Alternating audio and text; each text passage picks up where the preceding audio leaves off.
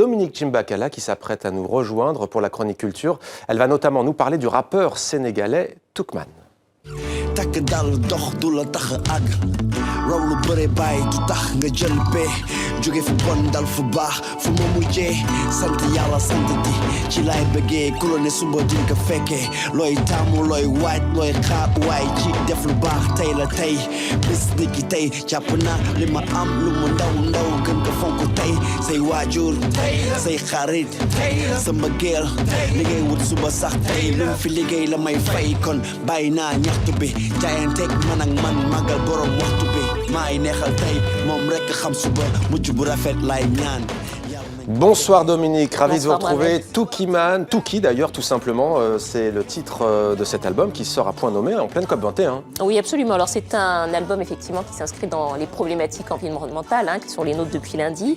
Alors dans cet album, Toukiman chante en français, en anglais, aussi en wolof. C'est un artiste qui est né au Sénégal et qui est arrivé en France il y a quelques années pour suivre ses études et qui a voulu dans cet album parler des problématiques donc environnementales, de l'eau mais aussi du climat et de la façon dont certains peuples sont amenés à voyager, puisque c'est un album de voyage. Certains peuples sont amenés à voyager justement pour trouver mieux ailleurs. Voilà, on va écouter son interview.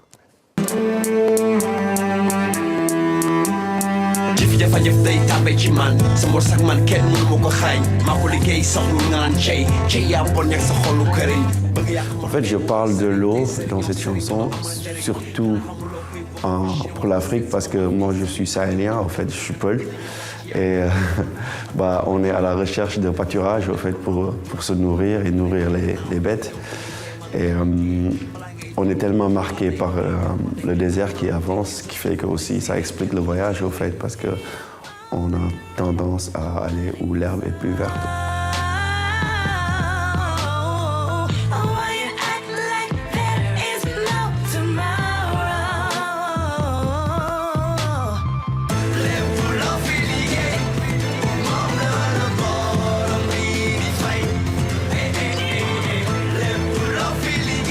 Du jour au lendemain, on peut être obligé à se déplacer en fait, par quelque chose que l'on ne souhaite pas vraiment, une catastrophe naturelle ou autre chose. Et je pense que l'être humain n'habite nulle part, on est en voyage en permanence en fait.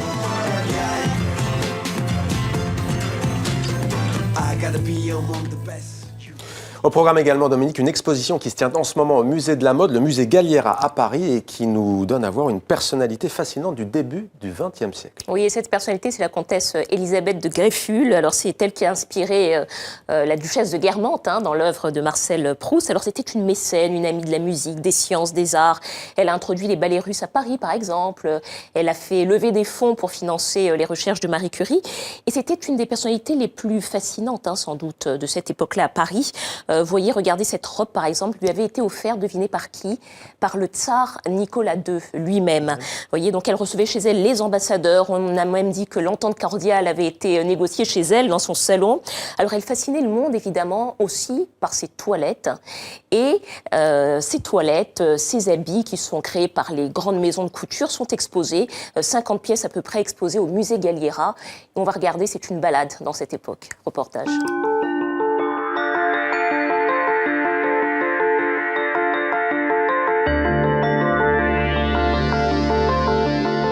Dans cette œuvre de Proust, c'est l'un des personnages les plus importants, une figure à la fois mystérieuse, énigmatique, qui fascine absolument tous ses contemporains, ce qui a été le cas de la comtesse Greffulhes.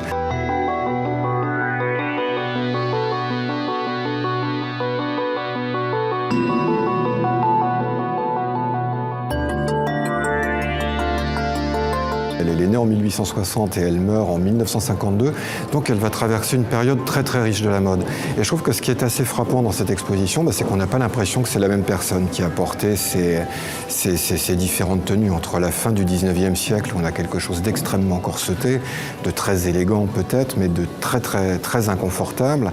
Et puis une période infiniment plus fluide, notamment dans les années 30.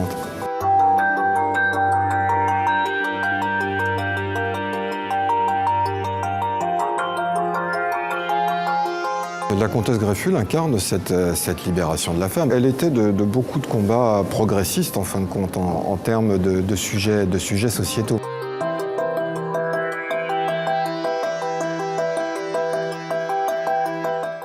Voilà, c'est une exposition qui est à voir jusqu'au 20 mars au musée Galliera à Paris. C'était Demander le programme. Merci Dominique pour cette chronique culture. À demain, À demain. même endroit, même heure.